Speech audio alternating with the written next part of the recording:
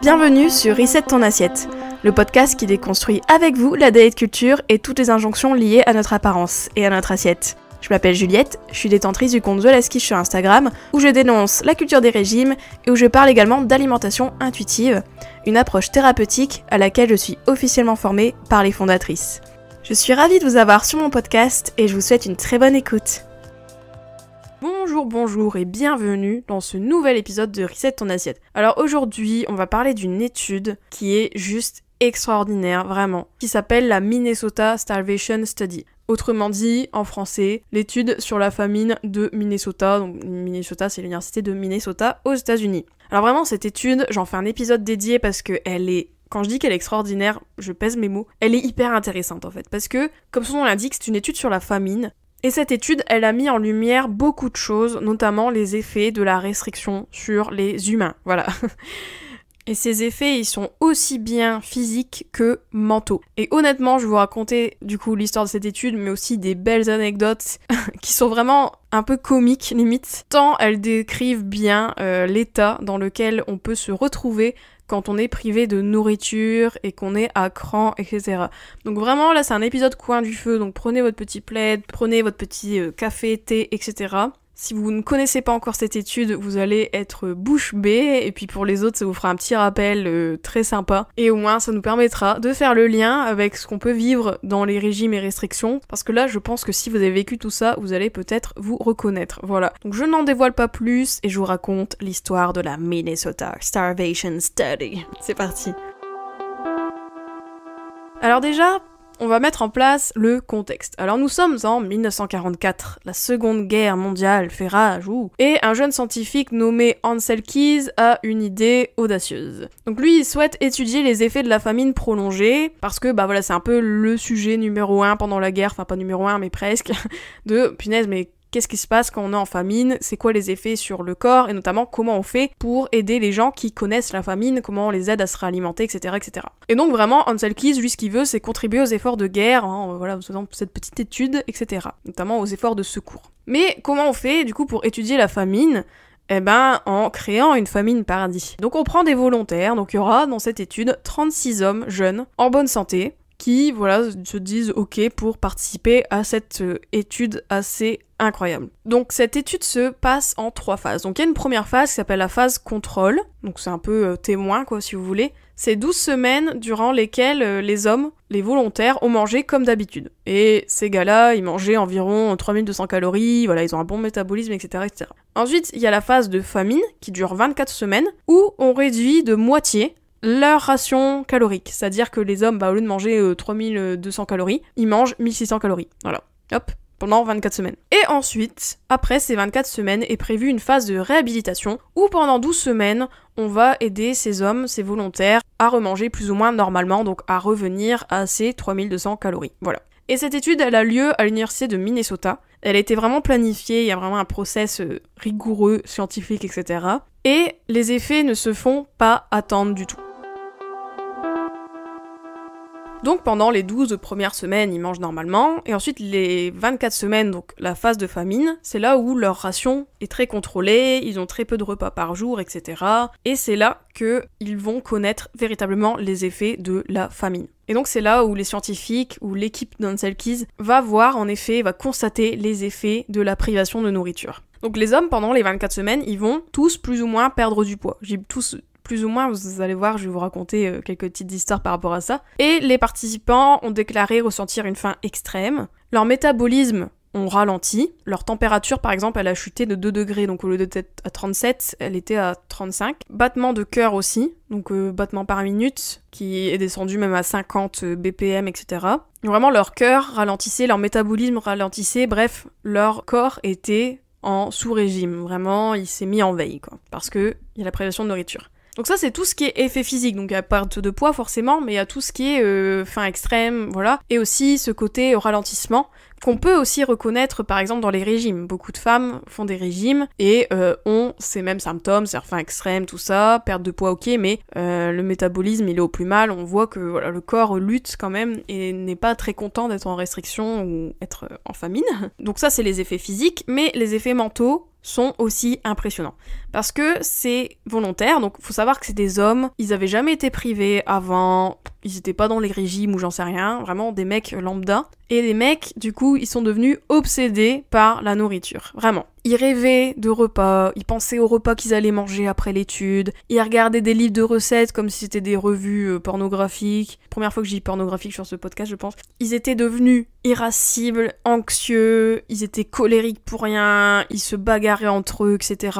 Il y en a beaucoup qui étaient obsédés par leur apparence, du coup, en raison de la restriction. Ils étaient aussi potomanes. Il y a certains volontaires qui étaient potomanes, qui buvaient beaucoup. Ils faisaient ce qu'on appelait du souping, c'est-à-dire qu'ils noyaient leur nourriture dans d'énormes quantités d'eau, qui faisait en sorte que voilà leur bouffe en fait c'était de la soupe parce que comme ils avaient pas beaucoup de nourriture, hop, ils la noyaient sous de l'eau, et du coup pour essayer de faire en sorte que leur estomac soit rempli, ou ait la sensation d'être rempli. Donc ils faisaient ce genre de choses. Ils connaissaient des épisodes dépressifs et une grande détresse émotionnelle. Il y avait un volontaire par exemple qui s'est coupé 3 doigts de la main parce que, je sais pas, il était énervé, etc. Il a pris un couteau et il s'est coupé les doigts. Voilà.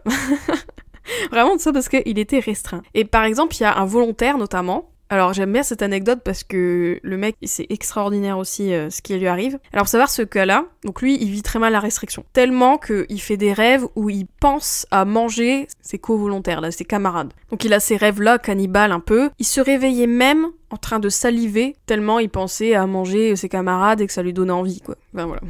Voilà, il y a des tendances cannibales qui se sont révélées. Et en fait, ce même mec, donc ce volontaire, en fait, faut savoir qu'ils avaient des permissions pour aller en ville de temps en temps. Et donc, lui, ce qu'il faisait, c'est que quand il était en ville, il dépensait toutes ses thunes en sundaes, il se prenait des sundaes, il se les enfilait, etc., en cachette, en fait, parce que normalement, ils n'avaient pas le droit. Faut savoir que l'étude, elle était faite de telle sorte que eux, ils devaient manger forcément que ce qu'on leur donnait, et c'était tout. Ils n'avaient pas le droit d'aller s'enfiler des sundaes, quoi. Donc lui, c'est ce qu'il a fait. Donc il se faisait des compulsions de fou, avec 3 millions de sundaes, etc., donc il dépensait tout son argent. Et il a même aussi été volé 2 rutabagas en cuisine. Donc les rutabagas, c'est des navets.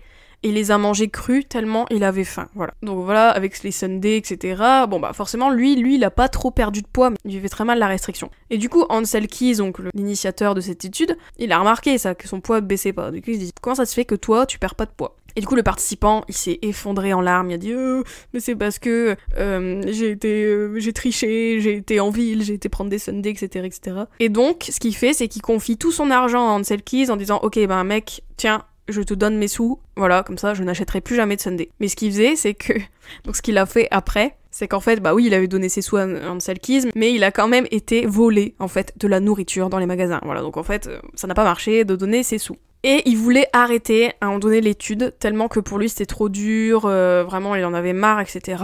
Et il faut savoir, donc le même participant, le participant qui avait des rêves cannibales, qui s'est fait des sundaes, etc. Donc lui il voulait arrêter, il était en détresse, il essayait de persuader aussi ses potes volontaires en disant vous arrêterez pas l'étude les gars, parce que c'est dur quand même, non ? Et à un moment donné, il s'est énervé contre Ansel Keys, qui d'ailleurs l'avait pesé, et il avait vu encore une fois que décidément c'est bizarre, t'as pas perdu de poids, ou très peu, il perdait moins que les autres quoi. Et donc ce qu'il a fait, c'est qu'il a voulu tuer Ansel Keys. Il a voulu le tuer, et donc il s'est fait interner suite à cet épisode. Il faut savoir que donc il a été interné dans un asile, et après plusieurs jours de repas normaux, tous les signes de psychose qu'il a eu, tous les signes un peu déments, etc., ils avaient disparu. Juste avec des repas normaux qu'il a remangés. Voilà, tout simplement.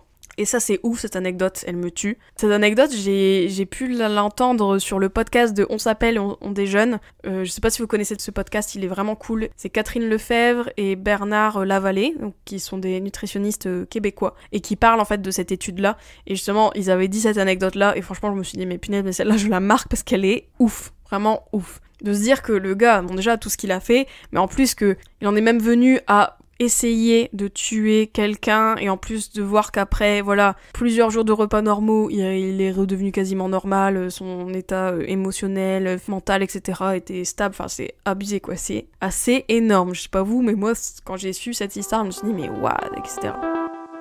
Donc du coup, ce qu'ils ont observé, c'est que donc non seulement il y a eu tous ces impacts physiques qu'on retrouve pour quelqu'un qui fait des régimes, mais aussi tous ces impacts psychologiques, et qui sont exactement les mêmes que quelqu'un qui est au régime ou en restriction, dans un rééquilibrage ou dans les TCA, les troubles du comportement alimentaire, etc. C'est les mêmes, toutes les mêmes conséquences psychologiques, l'obsession envers la nourriture, les pensées obsessionnelles liées à la nourriture, l'anxiété, la dépression, détresse émotionnelle, obsession de leur apparence, compulsion, potomanie, etc. Enfin, tout ça, c'est quand même des choses qu'on retrouve aussi pas mal pour les gens qui sont dans les régimes, qui sont dans les troubles du comportement alimentaire forcément, etc., etc. Et donc ça, c'était la phase de famine, hein, qui a duré quand même 24 semaines. Hein, donc vous voyez un peu le topo, quand on voit à quel point les mecs deviennent fous, c'est quand même assez énorme.